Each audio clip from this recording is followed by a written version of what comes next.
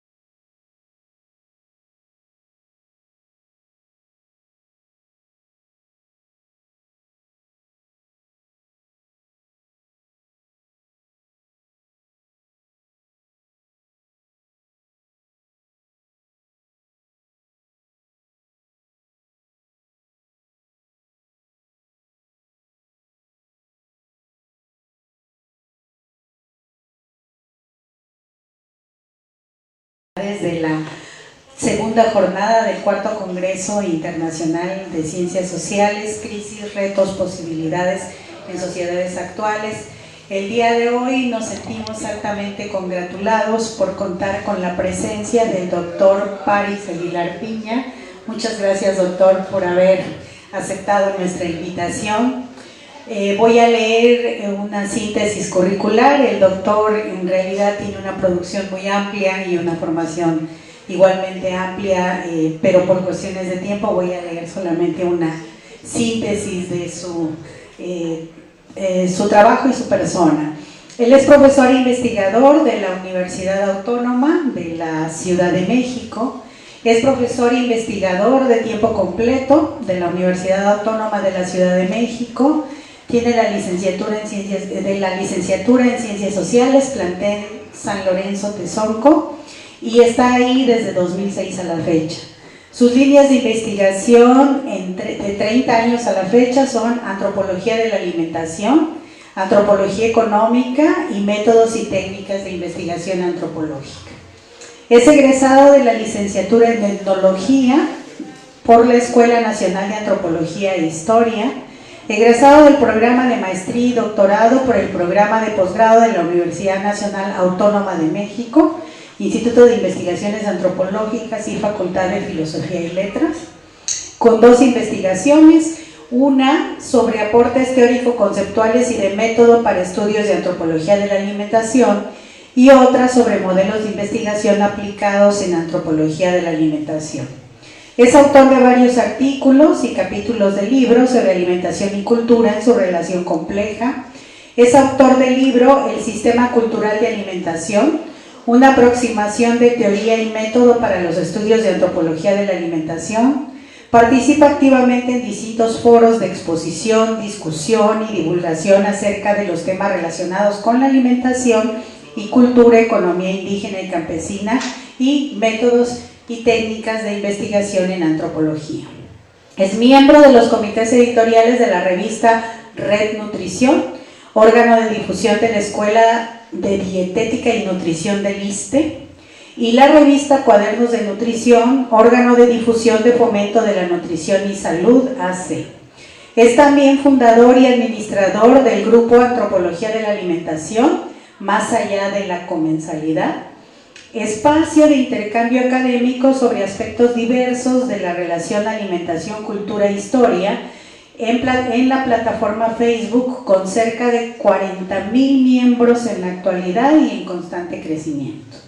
Fue secretario ejecutivo de la Red Mexicana de Instituciones de Formación en Antropología en el periodo 2019 a 2021. Y pues nos sentimos muy halagados de que haya aceptado la invitación para participar con nosotros como conferencista magistral. Él va a impartir la conferencia denominada La alimentación como objeto de la antropología, una reflexión necesaria ante la ambigüedad conceptual.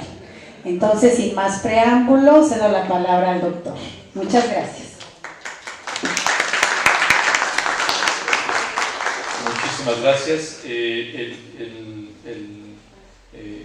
Halagado, en realidad, el afortunado soy yo al haber recibido la invitación de venir con ustedes otra vez y pues agradezco a los organizadores del Cuarto Congreso Internacional de Ciencias Sociales, Crisis, Retos y Posibilidades en Sociedades Actuales, la invitación que me hacen. Sofía Pizzani, principalmente, quien intercedió para la invitación.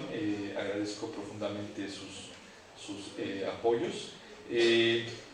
Y entrando en materia, bueno, ¿por qué una exposición sobre la alimentación como problema para la antropología?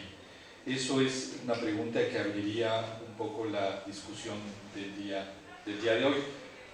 Siendo un fenómeno, primero, tan cotidiano, tan aparentemente comprendido, entendido, racionalizado y hasta científicamente explicado, ¿y qué tendría que venir a hablar alguien del problema de la alimentación como un tema, pues digamos, importante para la antropología? Si alguien diría por ahí, pues si la antropología también ha entrado al tema de diferentes maneras. Sí, solo que desde hace mucho tiempo he venido insistiendo en varios foros, en muchos textos, en mis clases, en la propia universidad y en distintas instituciones donde he tenido la oportunidad de platicar sobre este tema, sobre el problema de fondo que está detrás de este asunto, que es que la antropología cultural en México se ha ocupado, yo creo, lo percibo así desde mi propia experiencia profesional y de campo, que se ha ocupado poco de entender a profundidad, desde una perspectiva cultural, los mecanismos que le dan sentido y significado a la práctica de la alimentación humana como eso, como práctica cultural. Entonces, hay muchas lecturas de la alimentación, en efecto, es decir, sabemos perfectamente que si hablamos de la alimentación en tanto producción, en tanto tradición, en tanto problema de salud y de epidemiología, pues hay como muchas ciencias que han aportado saberes al tema, y parecía lo que ha habido ha sido siempre una ambigüedad histórica sobre la manera en la que pensamos el tema de la alimentación. Yo tengo la fortuna de ser invitado a pues, dictaminar, a comentar diversos proyectos de investigación en antropología, en el área antropológica y las ciencias sociales sobre la cuestión de la alimentación.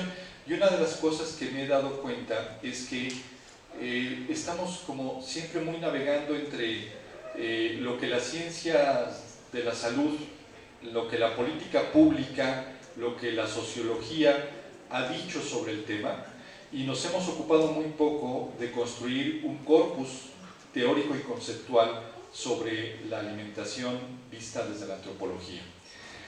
Y entonces, una de las cosas que a mí me ha parecido muy importante en mi trayectoria de trabajo ha sido justamente la de ir abonando y aportando pues, elementos de discusión para ir construyendo un corpus teórico, un corpus conceptual para la discusión, a fin de que desde la antropología, desde la perspectiva cultural, pues construya sus propias herramientas, se acopie de aquellas que son y han sido muy importantes para el desarrollo del conocimiento sobre el tema, y a partir de esto, digamos, hay una propuesta que voy a tener que decir muy rápido, porque si no, si me meto a explicarla con más detalle, pues no vamos a ir nunca de aquí, pero digamos que la propuesta parte de dos conceptos fundamentales que han sido como la propuesta con la que he venido trabajando este problema. Es la idea o el concepto de sistema y la idea o concepto de proceso. Eso forma una dupla conceptual, que es justamente la dupla sistémico-procesual, para entender los temas de alimentación desde una perspectiva cultural. A eso le he llamado el sistema general de la alimentación. Y ahorita vamos a explicar por qué. Hay que tener en cuenta que, como toda aproximación teórica, el acercamiento siempre tiene que estar construido desde una perspectiva lo más general posible. Por lo tanto, no se ocupa esta propuesta de desarrollar análisis específicos sobre prácticas o tradiciones concretas, sino lo que hace es intentar construir una herramienta de trabajo para, digamos, que la mayor parte de los interesados en los temas tengan de dónde asirse, porque uno de los problemas fundamentales que quienes han entrado al tema se han dado cuenta es que uno quiere hablar de alimentación desde la perspectiva de la antropología o de la cultura y se da cuenta pues que la alimentación, para empezar, está vinculada con todo, y el problema de eso es ¿por dónde empiezo? ¿Sí? ¿Qué es ese todo? Entonces necesitamos hacer un ejercicio conceptual para poder, digamos, darle sentido antropológico al tema de la alimentación, y para eso es que he ido construyendo esta propuesta que se llama el Sistema General de Alimentación, que explico muy brevemente para empezar. El primer concepto es el que tiene que ver justamente con la idea de sistema, que es una referencia conceptual, que para lo que sirve es fundamentalmente para algo elemental: caracterizar y describir los elementos diversos que componen en una sociedad dada a la alimentación, ojo, en tanto acción socialmente consensada. A diferencia de una perspectiva, digamos, más de sentido común, estamos partiendo del hecho de que la alimentación es acción, y es acción social, y por lo tanto, en tanto acción social, se da de modo consensado. Y las prácticas que llevamos a cabo como grupo para alimentarnos tienen que ver con ese contexto social en el que se produce la práctica. Entonces, la primera idea de este sistema nos permite definir qué tipos de elementos compondrían un sistema de alimentación dado, cualquiera que este sea, y sobre todo, cuáles son las condiciones que determinan a ese sistema de alimentación. Yo propongo que de modo general, y es mi propuesta, pues obviamente puede ser muy discutida y muy comentada, pero me parece que de modo general, a través de esta idea se pueden distinguir dos elementos fundamentales, que son los elementos objetivos y subjetivos. Es decir, todo lo que tiene que ver con aquello que conforma al alimento mismo como objeto, a los cacharros que se usan para obtenerlos, procesarlos, depurarlos, procesarlos en la culinaria y luego alimentarse con ellos, y también por otro lado los elementos subjetivos que están como del lado de la tradición, de la historia, de las significaciones que las personas le dan a los momentos, espacios y objetos que sirven para su alimentación. De esta manera lo que tenemos es una dupla de elementos que nos permite por lo menos identificar que en un contexto social determinado Hay cosas y hay personas que se relacionan, ¿para qué? Para alimentarse. Y este es, digamos, el ABC. Porque la alimentación no es solamente lo que se come, lo vamos a ver en un momento, no es solamente quienes lo comen, no es solamente la carga con la que se come, sino justamente hay todo un complejo cultural del cual hay que dar cuenta como antropólogos y del que nos cuesta mucho trabajo hablar, incluso a quienes estamos ya mucho tiempo trabajando en este asunto, ¿no? La otra noción es la noción de proceso, que más que una cuestión conceptual, que sí lo es, en realidad lo que permite o lo que ayuda es a entender que la alimentación, socialmente hablando, es dinámica, tiene movimiento, y ese movimiento es un movimiento tipo bucle, ¿no? Es decir, es un movimiento que es circular, pero al mismo tiempo es recurrente, y además, como diría Morán, es autopoyético, es decir, es un proceso que al replantearse cotidianamente y constantemente y permanentemente, se está autoproduciendo en el contexto social en el que se da, en las condiciones en las que se da ese sistema de alimentación dado. Entonces, tenemos la noción de sistema que nos permite identificar elementos, así, tal cual. Pero en segundo lugar está la noción de proceso que nos permite entender la dinámica y la mecánica con la que interactúan los sujetos y los objetos de lo que estamos hablando, para poder dar cuenta de la manera en la que ese sistema se autorreproduce, ¿no? O se autoconstruye. En términos de método, lo que permite la idea de proceso es delimitar las descripciones que nos permiten establecer las cualidades de los elementos que se meten en esta relación empírica, que se unen en esta relación empírica de la que estamos hablando, que es el proceso de alimentación. Esta visión muy esquemática por naturaleza lo que pretende es justamente establecer cómo interactúan sistémicamente en el proceso de alimentación, en un proceso de alimentación determinado, los elementos que lo componen. Dicho esquema hace énfasis fundamentalmente en la descripción de estos elementos para diferenciar su papel en la relación sistémica de la que estamos hablando. Ahora sí, si me permite la primera, por favor. Entonces, espero que haya quedado clara esta primera introducción, porque lo que sigue se basa justamente en lo que acabo de explicar. ¿Cuál es la utilidad práctica de esta noción? Según yo, no sé si se alcanza a ver bien en la pantalla, pero básicamente la posibilidad de identificar que existen elementos que están componiendo a la alimentación en cualquiera de sus momentos y fases y que interactúan de manera práctica y que a través de la herramienta etnográfica, que es la herramienta por excelencia de la antropología, que es la que permite no solamente describir, sino dar cuenta de la manera como lo que se describe se da en la historia, digamos, en un proceso histórico determinado, se establece una suerte de elemento para identificar, o instrumento para identificar qué papel juegan estos elementos, decíamos, en el proceso de alimentación.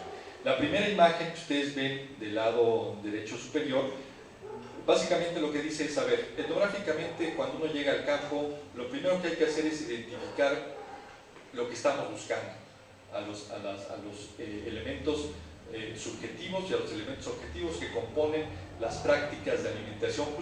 Conste que no estoy diciendo la dieta, sino elementos mucho más complejos que van más allá de la dieta y que constituyen aspectos que tienen que ver con tradiciones, prácticas, enseñanzas, maneras de significar, comprender y entender lo que es alimento o lo que no es alimento y todo lo que se puede correlacionar de manera connatural con todo ello. Entonces, ya una vez en el campo uno identifica, por lo menos de manera primaria y básica, pues hacia dónde voy a voltear la mirada, porque el problema de que la alimentación se relacione con todo, otra vez vuelvo a repetir lo que dije al principio, es por dónde de ese todo empiezo.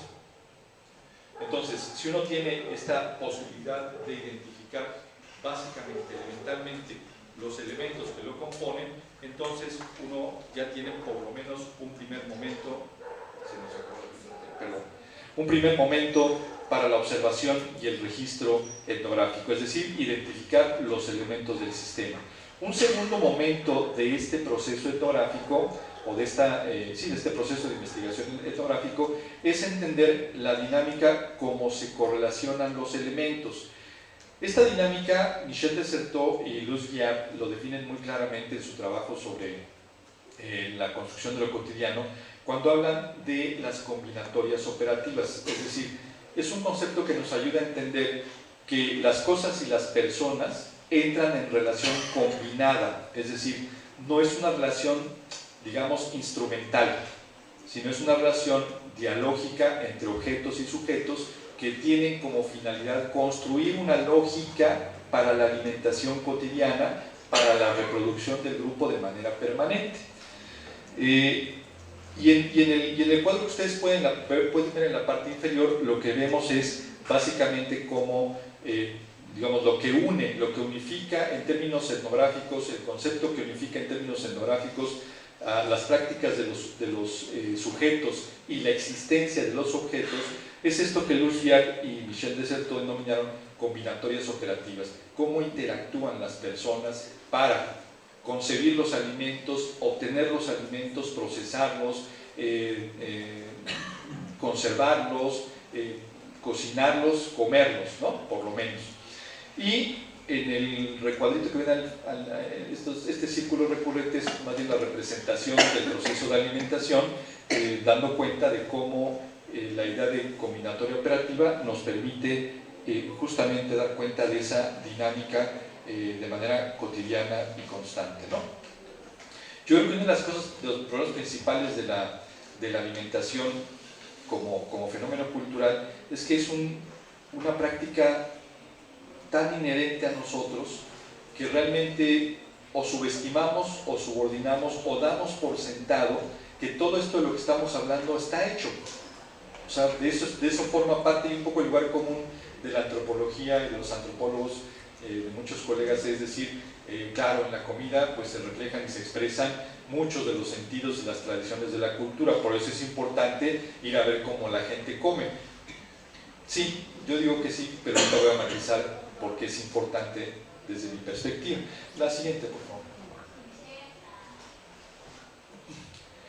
Entonces, el primer paso fue establecer esta concepción sistémica. La siguiente consistió en esquematizar el concepto de proceso de alimentación, en donde lo que básicamente se define de un modo muy arbitrario, y esto, por favor, entre comillas, algo que denominamos un punto de partida para identificar un inicio, entre comillas, y un término de un ciclo recurrente como lo es el proceso de la alimentación.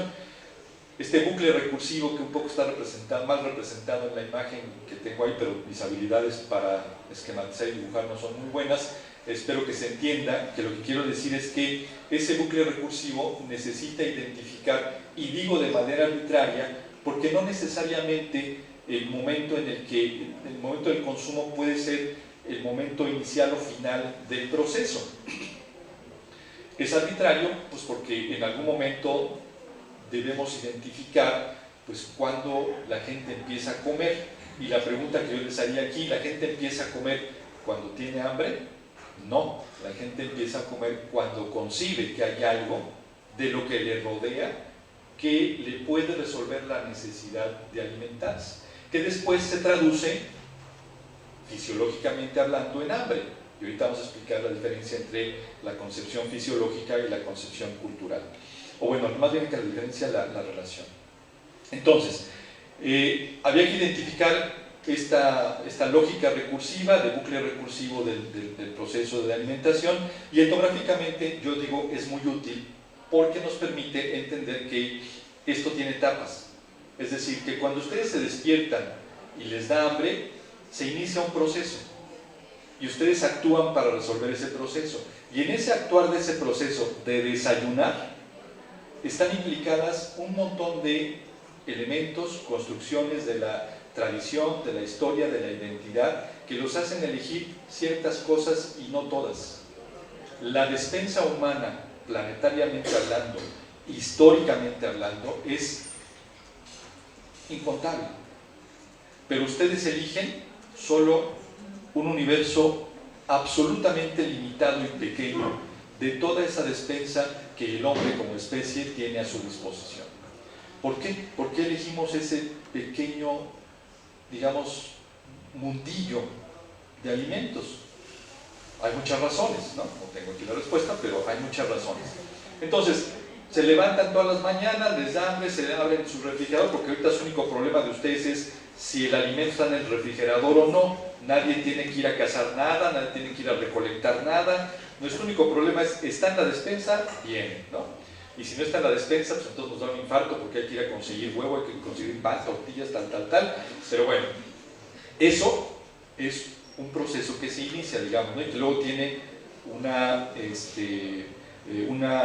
diversos momentos que van resolviendo, y en ese ir resolviendo, otra vez, no se da de modo arbitrario, se da en función de valores, esquemas, instrumentos, elementos accesibles o no accesibles, preferencias, y luego el gusto, que tiene otro papel muy importante aquí, también voy a abordarlo más adelante.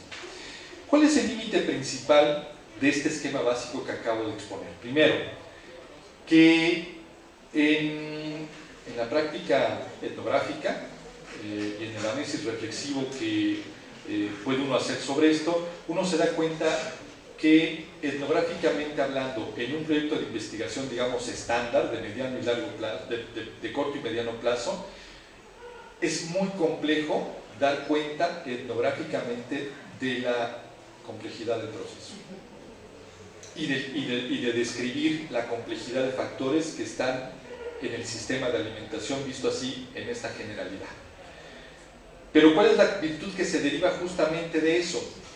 Que uno puede elegir elementos del sistema en una fase del proceso y estudiarla a profundidad.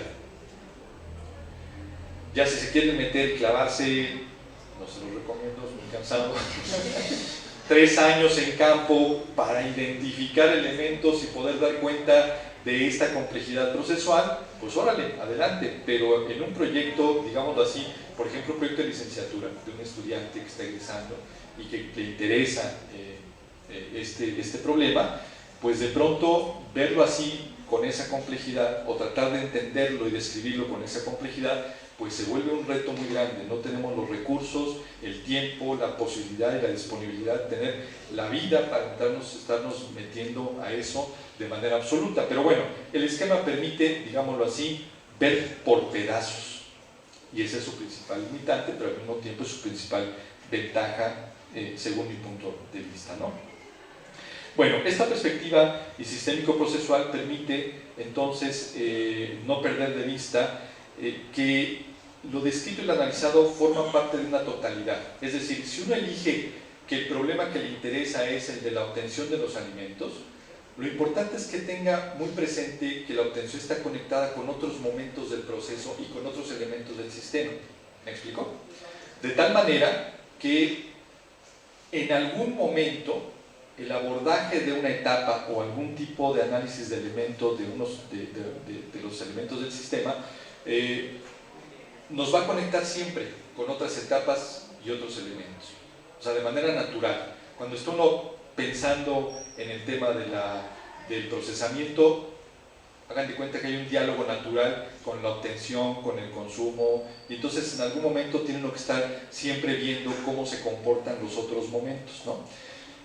Bueno, entonces digo yo, esta es la ventaja de pensarlo desde esta perspectiva sistémico-procesal. Bueno, ahí está planteado el tema, pero obviamente no está exento de problemas. El siguiente problema, aparte de haberlo construido, proponerlo, es enfocar el análisis en un momento que es muy preferido por la antropología y la historia, por lo menos en nuestro país, y en general también, que es el momento del consumo.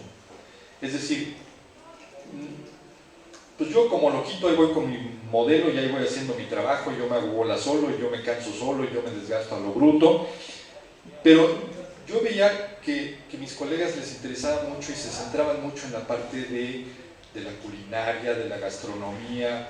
Yo decía, bueno, pues sí es interesante, pero para los gastrónomos, para los chefs.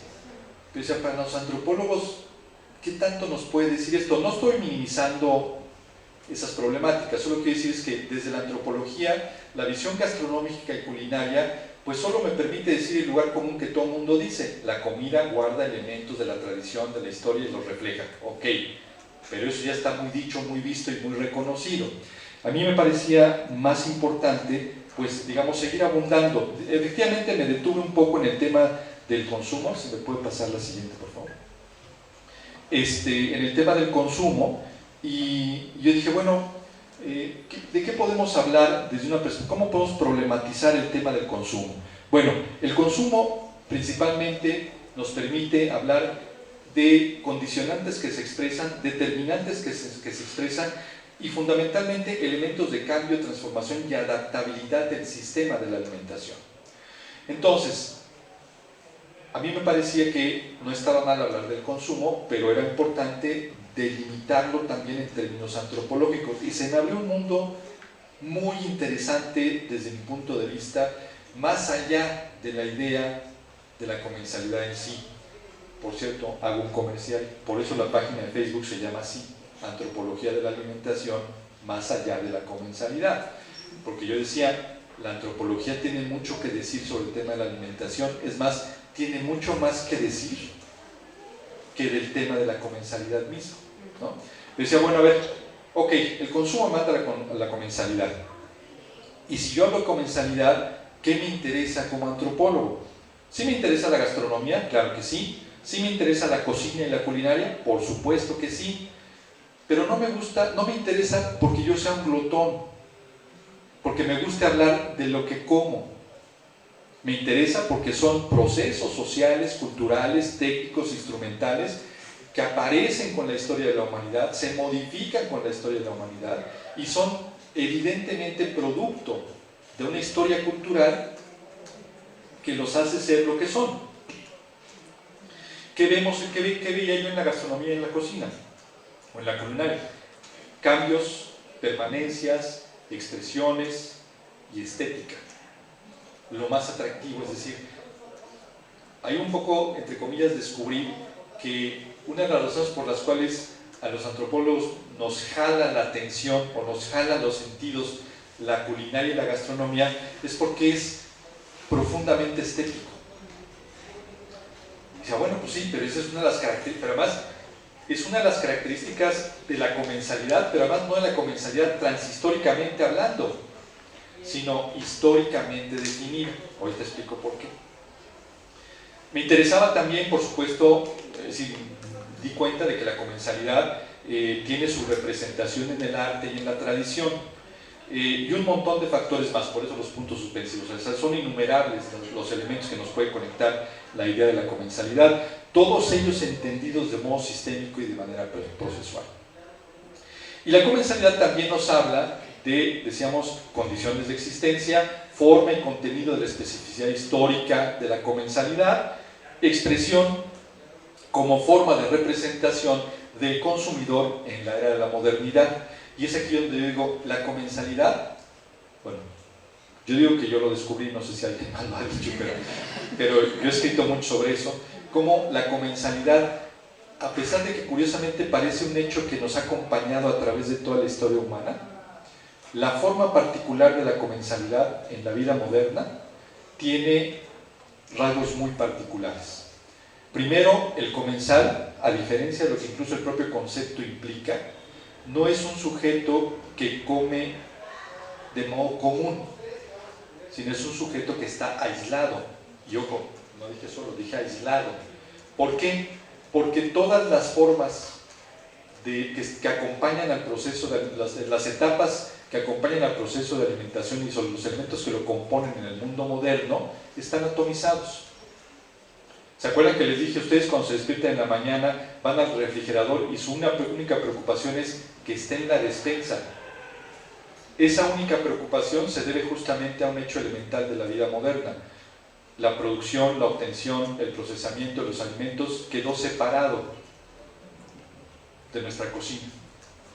Y entonces, por eso digo, el comensal en la vida moderna es un sujeto que está aislado de un proceso que en algún momento de la humanidad te conectaba directamente con todos y en todo momento y con todos los elementos, ¿no? Porque el mismo que iba y cazaba, pues era el que llevaba el animal y luego otros lo procesaban y ahí en colectivo se realizaba la comensalidad del alimento, en común. Pero de pronto, bueno, no de pronto, a través de un proceso muy largo y muy complejo, ese proceso se atomizó y de pronto apareció un consumidor, un comensal, que es a imagen y semejanza del consumidor ideal del mundo moderno, es decir, el consumidor que está alejado de aquellos elementos que satisfacen su necesidad, porque todos los procesos que satisfacen su necesidad le son ajenos. Entonces eso es una condición del sujeto moderno, es una condición del comensal moderno. Entonces, decía yo, da cuenta de las condiciones de existencia, tanto de la comunidad, de la individualidad, hablando de este fenómeno, habla de la forma y contenido de la especificidad histórica, este sujeto consumidor que está centrado fundamentalmente en ser un sujeto hedonista y egoísta, como una condición, decía yo, no como una situación. Es decir, el comensal hedonista y egoísta no es alguien que un día se levanta y dice, yo ya no voy a ser egoísta ni voy a ser hedonista para salvar el planeta. No, o sea, lo somos porque somos. Aunque seamos conscientes de ello, modificar la condición no pasa por la voluntad individual, sino por la transformación radical de las condiciones que nos ponen en el mundo como un consumidor ideal. Como en ninguna otra época de la historia humana, el alimento, por ejemplo, está a nuestra disposición en cantidad y diversidad. Paréntesis, otra cosa es su distribución, Pero como en ninguna otra época de la historia del hombre, hay una gran diversidad de alimentos y una gran cantidad de alimentos. Y nosotros seguimos consumiendo solo una pequeña parte de ese universo de cosas a las que tenemos hoy acceso, ¿no?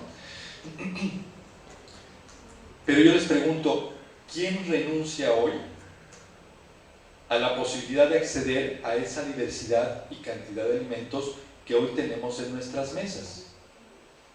Porque hoy hasta la persona que menos alimento tiene más alimento que cualquier persona meridiana, pues que les gusta en el siglo XII, XI, antes de la Revolución Industrial, digamos, ¿no? Vuelvo a insistir, otra cosa es su distribución. Pero digamos, la despensa está ahí puesta, ¿no? En cantidad y en diversidad. Hoy conocemos cosas en México que no conocíamos hace 30 años. Hoy disponemos de cosas que no disponíamos hace 30 años. ¿Quién renuncia a eso? Es muy difícil. O sea, no es una cuestión que pasa por la voluntad, ¿no? Y, digo entre paréntesis también, esa diversidad y esa cantidad está atravesada por el gran costo medioambiental que ha implicado su producción. Pero otra vez, ¿quién renuncia a ello para echar a andar atrás los procesos de degradación y de prosperación del entorno? Entonces este egoísmo y este hedonismo ha producido un sujeto profundamente rapaz. Y todos somos de alguna manera. Hablé de la comida, pero lo pueden pensar en función de todas las comodidades que tenemos en el mundo moderno. Su ropa, la que traen ahorita puesta, ¿no? Que se desecha de manera muy rápida, que se produce a costos muy bajos y en cantidades brutales a las que todos tenemos acceso. Pero yo los quiero ver ahí que a ver, ya vamos a dejar de usar las telas porque tienen un gran costo ambiental y nos vamos a poner a producir como le hacían antes nuestros antepasados. Ajá. Dejen la cantidad, la calidad. Es decir, porque no sé si se han dado cuenta, pero la textura, la suavidad de los tejidos que portamos hoy son propios de un sujeto melindroso. Sí. Muy pueril, muy... O sea, y eso todos lo somos. Bueno, fíjense, hasta dónde nos lleva a hablar del tema de la alimentación. Yo también soy disperso, pero procuro dispersarme en función del ejemplo del que estoy hablando, porque esto aplica también a la alimentación, ¿no? Entonces es importante también verlo desde esa perspectiva. Entonces hay una comensalidad, digo yo, depredadora, pero esencialmente egoísta y hedonista. Otra vez, que es una condición del ser, no es una situación pasajera, sino es una condición de existencia del sujeto moderno. Bueno, entonces, la siguiente... No, me quedo ahí. Hasta ahí nos quedamos. Bueno, el tercer problema, ya con esto termino para no seguirnos aburriendo ni espantando. ¿Por qué es importante? Bueno, ya hablamos de por qué es importante profundizar en la noción de consumo. Ahora digo, ¿por qué es importante profundizar en la noción de necesidad? Si es algo tan elemental, la necesidad es algo que el cuerpo te dice, tengo hambre, tengo sed, come, bebe. Sí, pero en el ser humano es además un mecanismo de significación. La satisfacción de la necesidad en el hombre va acompañada de satisfacción, y la satisfacción modifica la percepción respecto de la necesidad. No es lo mismo el sujeto que muere de sed en este momento y que puede resolver su sed con una botella de agua o un vaso de agua, porque ontológicamente hablando, este sujeto cambia su percepción de las cosas en cuanto toma un vaso de agua. Les pongo un ejemplo más extremo. Imagínense que ustedes están en un desierto, no hay agua, están en los últimos, ya los riñones no les dan, o sea, ya están, el hígado se les fundió, ya están a punto de morir, y llega alguien, un ángel, y les da un vaso de agua. Ojo, aunque ustedes ya no tengan posibilidades de sobrevivir porque su cuerpo está dañado, su mente trabaja, y la mente trabaja construyendo un significado. Y el significado, voy a decirlo así, pues es un poco la esperanza de que tomando un vaso de agua podré sobrevivir a la situación. Ya solo el hecho de haber podido construir este mecanismo vuelve significativa la satisfacción.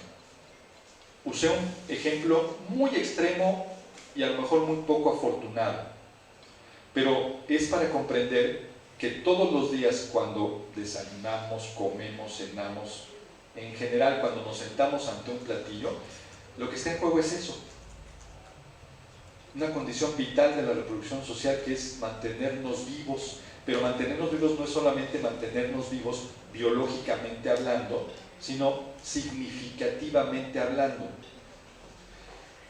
El tema con el humano es que la necesidad no es unívoca, es decir, no se resuelve solo de una manera, se resuelve de diversas maneras todo el tiempo. Entonces las necesidades son, el ser humano las ha ido transformando hasta ser lo que hoy somos. Entonces, cuando ustedes me dicen, tengo hambre, pues con un huevo me aliviano. Y al día siguiente vas a tener hambre, o en las horas siguientes vas a tener, ¿quieres el mismo huevo? Pues no, ¿verdad? Una cosa es el desayuno, otra cosa es la cena, y otra cosa es la comida, y otra cosa es el antojo, y otra cosa es chelear con los amigos. Son momentos distintos, formas cualitativamente diferentes de percibir la necesidad. Ven que no he hablado absolutamente para nada que tenga que ver con estado de nutrición, eficacia alimentaria, eficacia en la producción y distribución de alimentos, no. Me estoy refiriendo fundamentalmente a lo que a mí me parece es el problema central de la antropología, que es entender cómo construimos significados. Utilicé los dos ejemplos, consumo y necesidad, porque dije arbitrariamente me parecía que había que empezar por un lado y terminar por el otro, por algún lado, ¿no? Y consumo y necesidad son dos expresiones muy claras de cómo el ser humano construye en este devenir cotidiano y transforma su propia existencia a través de la transformación del significado mismo.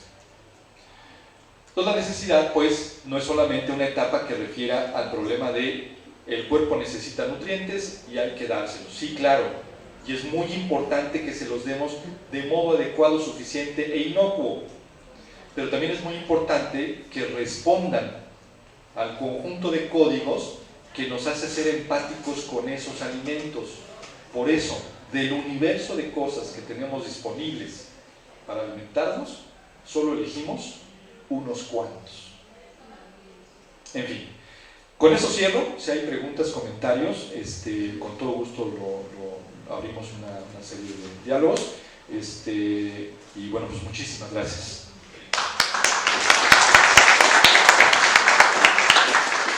Muchas gracias por la disertación al doctor París Aguilar. Es realmente interesante ver el acotamiento que él hace para platicarnos y hablarnos acerca de la importancia de la alimentación desde el punto de vista antropológico.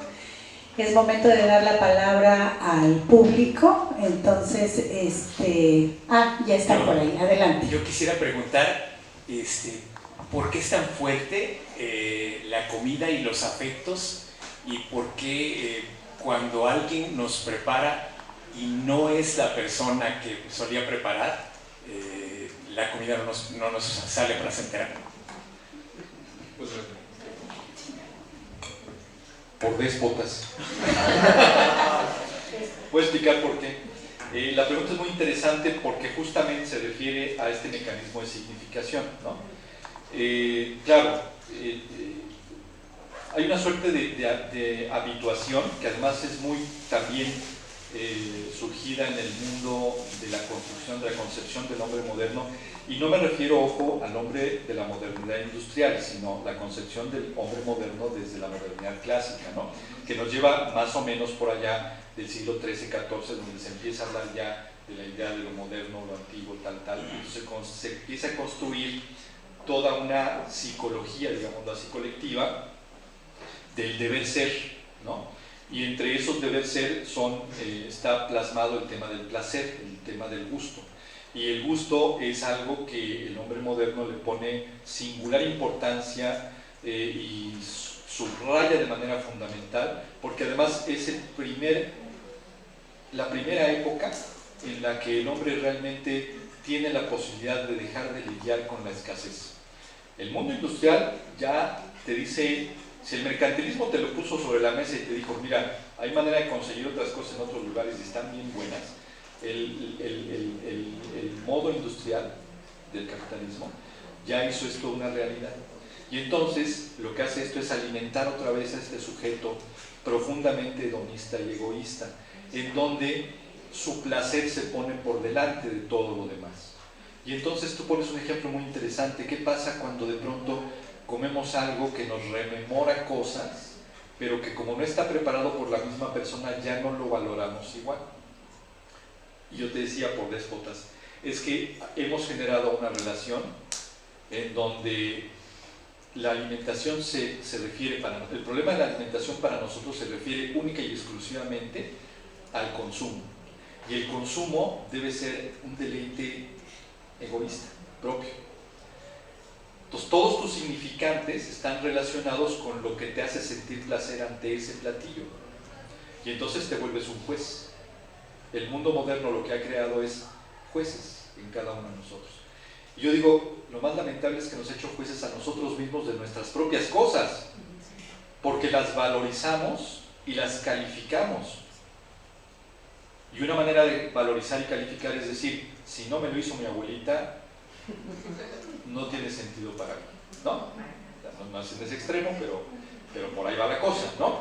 Y lo que hay detrás de ello es un juicio que, digo yo, también está como sostenido por un despotismo que se alimenta mucho desde este egoísmo y este hedonismo, del cual el hombre moderno pues es como el principal reproductor, ¿no? Estar frente al plato te pone, frente a un plato de comida, en realidad hoy en este mundo, nos pone ante la posibilidad inmediata del disfrute absoluto. Por eso somos comensales. Por eso el comensal se ha vuelto tan importante hoy, porque es incluso el consumidor por excelencia, el que va a exigir al mercado diversidad y cantidad, pero además va a emitir un juicio sobre el mismo. Y en ese juicio se juega pues, la reproducción de ese platillo, por ejemplo, ¿no? Y estos jueces, que lo somos todos, no nada más los jueces de MasterChef, sino que lo somos todos, se nos juega la vida un poco en eso, ¿no?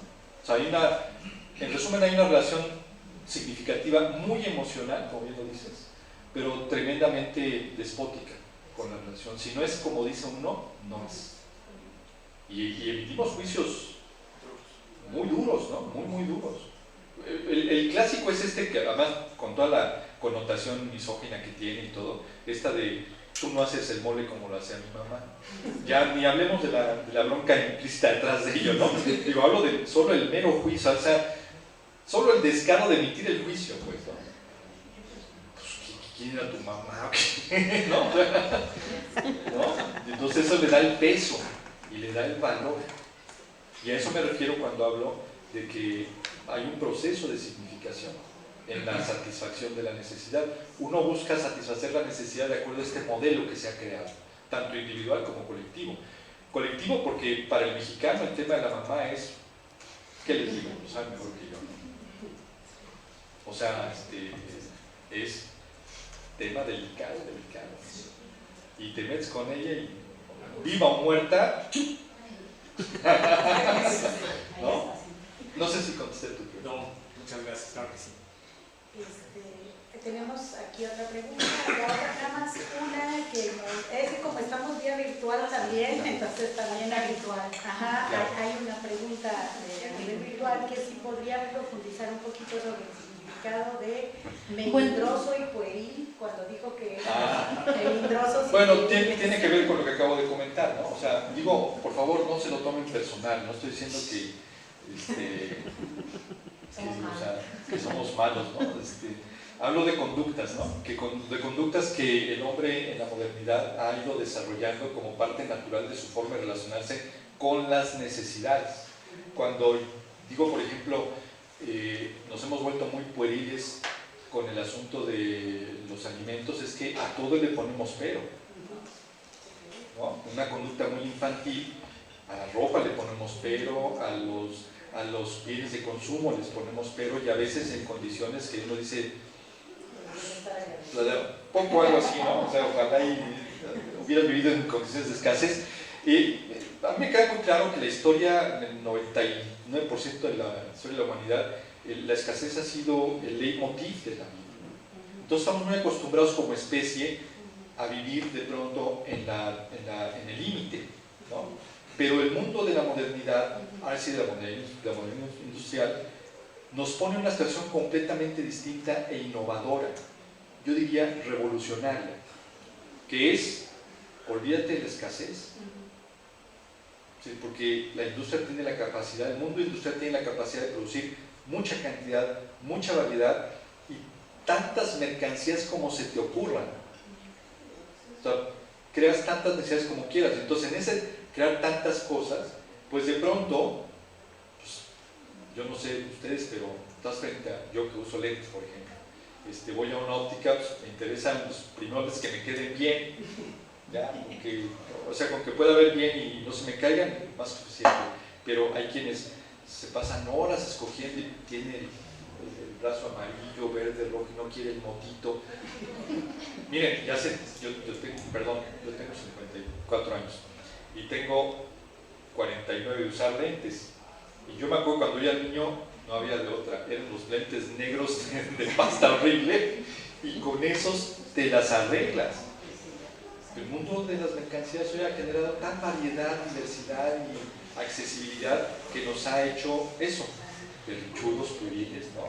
Pero bueno, por favor, no estoy aludiendo a una conducta ni a una persona en particular, sino algo más colectivo, sino a todos. se refiere a una condición general, ¿no? Perdón. Ahí estaba. Okay. Muchas gracias por la presentación, bastante interesante, sobre todo esta perspectiva desde la antropología. Me queda ahorita una duda con respecto a la primera pregunta, ¿no? Que al final se argumenta que, bueno, son juicios, somos como pero me parece, o sea, ¿qué papel juegan aquí los conocimientos? Porque bueno, si dicen, no sabe a mamá cuando estás comiendo algo, dicen, no, es que mi mamá lo hace distinto, pero aparte de estos juicios, yo creo que hay un conjunto de conocimientos, de saberes hacer local, que le dan cierta especificidad a los alimentos, ¿no? Y de ahí también surge esa cuestión del gusto, ¿no? Entonces tiene que ver con esta cuestión del saber hacer, ¿sí? Por eso están las recetas, el clásico toque particular que se le da a los alimentos, ¿no? Entonces me parece que de ahí viene una cuestión de la diversidad alimentaria, lo que tiene que ser considerada aquí, porque no es lo mismo la barbacoa que preparan en el norte del país a la que preparan en el sur, ¿no? ¿Quién la sabe hacer mejor? Bueno, pregúntenles a los del norte. Pregúntale a los del norte y a los del sur. Exactamente, y a lo mejor ahí hay una diversidad de opiniones, ¿no? Pero creo que tiene que ver con estos conocimientos también a nivel territorial. Sí, y ahora vamos a matizar. Tienes toda la razón, pero justamente a eso me refiero. ¿Quién tiene el referente único para decir cómo se hacen bien las cosas? Es pregunta. Y en el ejemplo que decíamos ahorita te lo ilustro, ¿no? Los del norte te van a decir que ellos, los del sur te van a decir que ellos. Entonces, el tema de los saberes, claro que juega en el asunto de la reproducción de la técnica, de la práctica y del acto alimentario como acto social, pero juega un papel distinto cuando se vuelve elemento de juicio, cuando se vuelve el elemento central para el juicio. Entonces es que es ambivalente en su naturaleza el problema. Yo no digo que no, yo no estoy diciendo que los saberes no sean importantes, lo que digo es que referir a los saberes lo podemos hacer desde dos perspectivas. Desde el principio de autoridad, que es un principio autoritario del que estaba hablando, o desde el principio de la transmisión de saberes que permiten a las personas seguir reproduciendo estrategias, técnicas, mecanismos de interacción para garantizar su alimentación. La mejor que ellos consideren, no la mejor en referencia de otros. ¿Sí me explico? No en comparación, quiero decir. ¿Sí? Pero por otro lado, está el asunto de la comida de hoy, de la comida global. Es decir, este otro antropos al que también tendríamos que referirnos, ¿no? Y que no es sí o no, no lo sé, tiene que ver con la tradición, tiene que ver con la memoria, tiene que ver con un presente de lo que representa hoy el propio sujeto, ¿no? Sí, sí, sí. Entonces, no sé, allí cómo entra en el análisis del sistema de la alimentación esta cuestión. Yo creo que aplica igual, es decir, porque justamente de lo que se trata es dar cuenta de las particularidades del modelo. ¿Qué dices? Dices, el modelo es un modelo global, claro, pues esa es su naturaleza. Entonces, ¿cómo se da todo el proceso y los elementos que se crean en ese sistema bajo la perspectiva de lo global? De ahí lo que encontramos es pues mucha ambigüedad en el comportamiento, porque yo sí podría decir que hay una, digamos, suerte de intencionalidad o homogeneización, digamos, con natural al modelo industrial.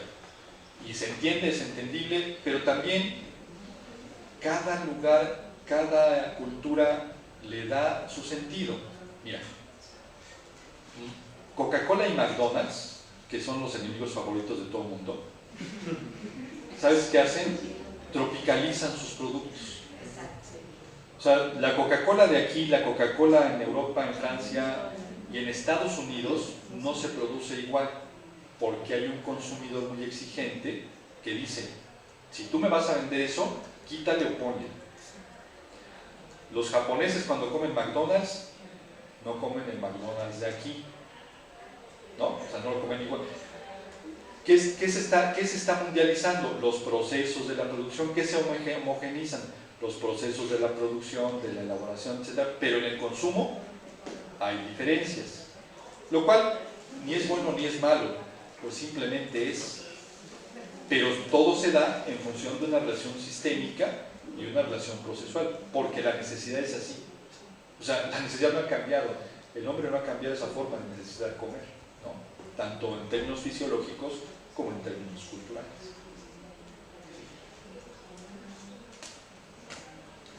Creo que había esta pregunta. Gracias.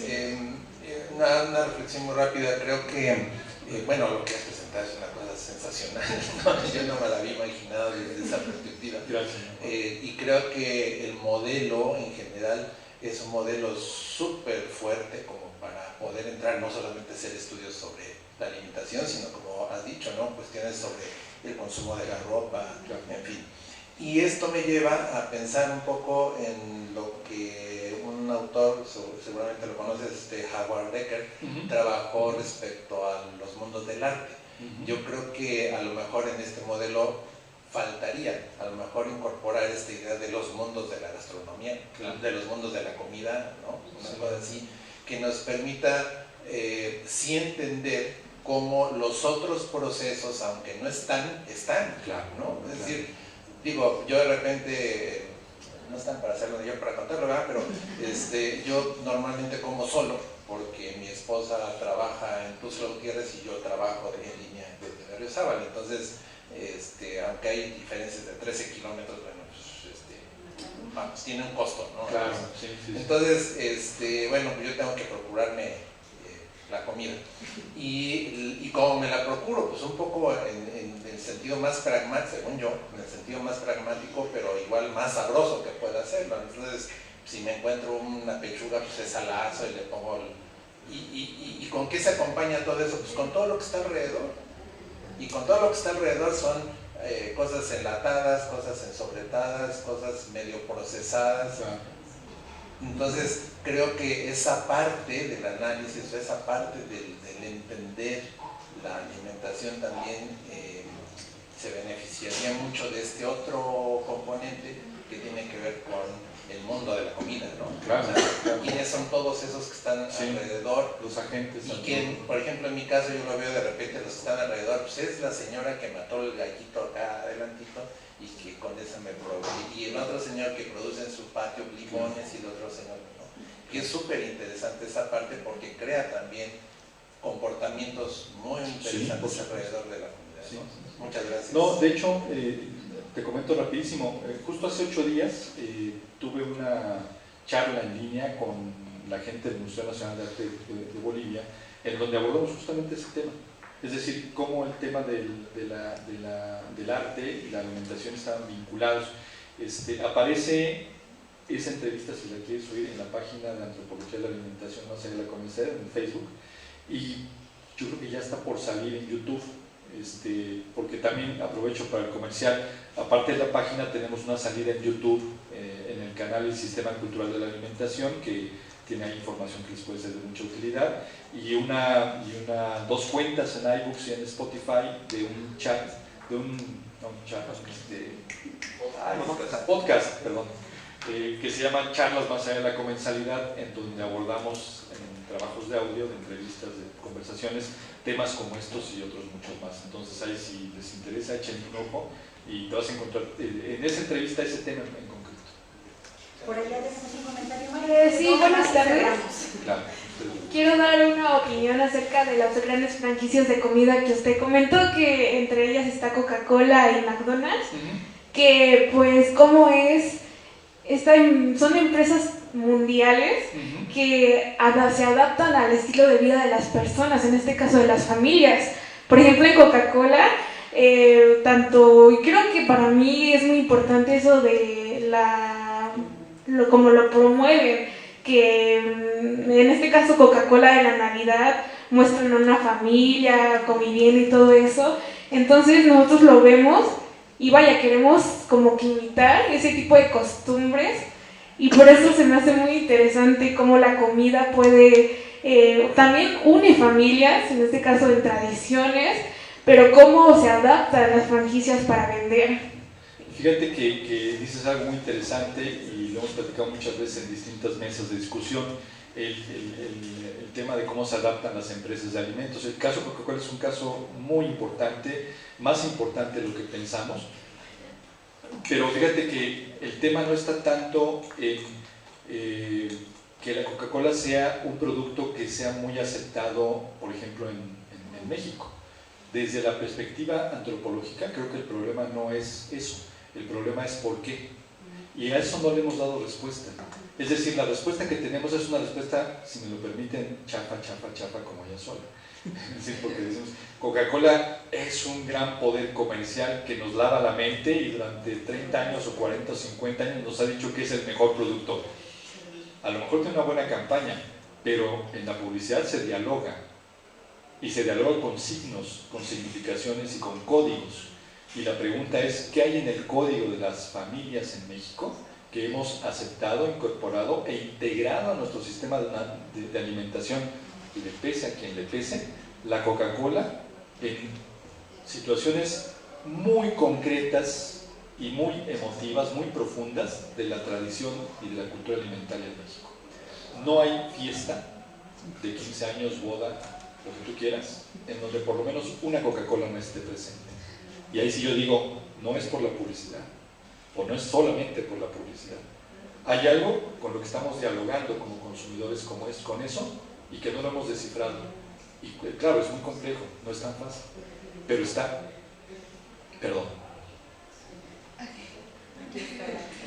Ya está. Bueno, en cuestión, antes que nada, qué interesante su proceso de investigación, de verdad. Voy a intentar replantear la pregunta un poquito porque muchas ideas, ¿no? Pero en cuestión, yo tengo una pregunta en caso a lo que llamamos, lo que se le denomina como productos invasores, que pueden ser factores... ¿Invasores? Sí, bueno, es un término que acabo de dar realmente, ¿no? A lo que comentaban mis compañeros, ¿no? Lo de las empresas multinacionales, o inclusive mismos productos que se originan, pero que no son, que se adaptan, pero que no son originales. Un ejemplo un poco cómico, pero cierto, es... En el transcurso de camino de Comitán a San Cristóbal, pasamos por Betania, Teopisca, Matenango, y algo que he observado siempre es que en ninguno de esos lugares nunca falta un pollo asado. Claro. Y es, ok, técnicamente, no, o sea, si nos vamos a, históricamente hablando, pues para empezar no había pollos en México, ¿no? Fue un producto extraído y traído por los españoles, ¿no? La gallina de Castilla que se le conoce.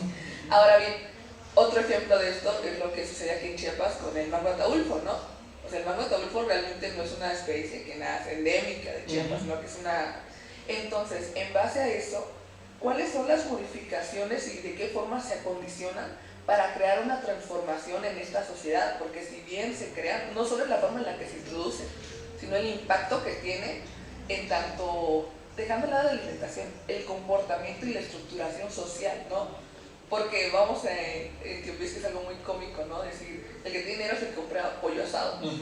Y es, ok, o sea, ¿de qué forma este condicionamiento de esos elementos introducidos crean una modificación en el entorno social que vivimos actualmente? Pues esa es la labor de la antropología de la alimentación, según todo lo que he dicho. Pero es muy importante tu pregunta porque finalmente alude a estas cosas de las cuales creo que es muy importante dar cuenta desde una visión muy comprensiva de los fenómenos. Y algo que nos cuesta mucho trabajo, incluso desde la perspectiva del antropólogo, es eliminar el juicio de valor y establecer cuáles son las condicionantes que permiten comprender por qué este tipo de cosas pasan. Que eso no tiene, o sea, ni es ni malo ni es bueno per se. Todo el mundo me habla pestes de las sopas Maruchan. Pues las sopas Maruchan es pasta, sí, tiene mucha sal, sí, pues no vas a comer una sopa Maruchan todos los días a toda hora. Se administra también, ¿no? Para decir de la gastronomía. Entonces, no se vale, digo, no me parece que sea la finalidad de los estudios de antropología asignarle un valor, sino comprender los procesos, ¿no? Y de ahí la intención de reflexionar desde la idea de sistema y proceso para comprender el papel que juegan y en qué momento estos cambios, transformaciones, adaptaciones, que además son conceptos fundamentales que se aplican a la antropología de la alimentación, o deberían aplicarse a la antropología. Muchas gracias. A ti, muchas gracias. Pues muchas gracias. Voy a dar lectura a la constancia que la Universidad Autónoma de Chiapas, a través de la Facultad de Ciencias Sociales, otorga al doctor Paris Aguilar Piña por su ponencia magistral La alimentación como objeto de la antropología, una reflexión necesaria ante la ambigüedad conceptual, en el cuarto Congreso Internacional de Ciencias Sociales, Crisis, Retos y Posibilidades en Sociedades Actuales, que se lleva a cabo en las instalaciones de la Facultad de Ciencias Sociales Campus 3 de nuestra universidad del 16 al 18 de noviembre del 2022. Firma el rector, el doctor Carlos Natarena Andayapa, y pues nuestro reiterado agradecimiento por su asistencia, su presencia y su disertación sobre esta temática tan interesante, no solo dentro de los estudios antropológicos, sino dentro de los estudios sociales en general. Muchas gracias. Un aplauso.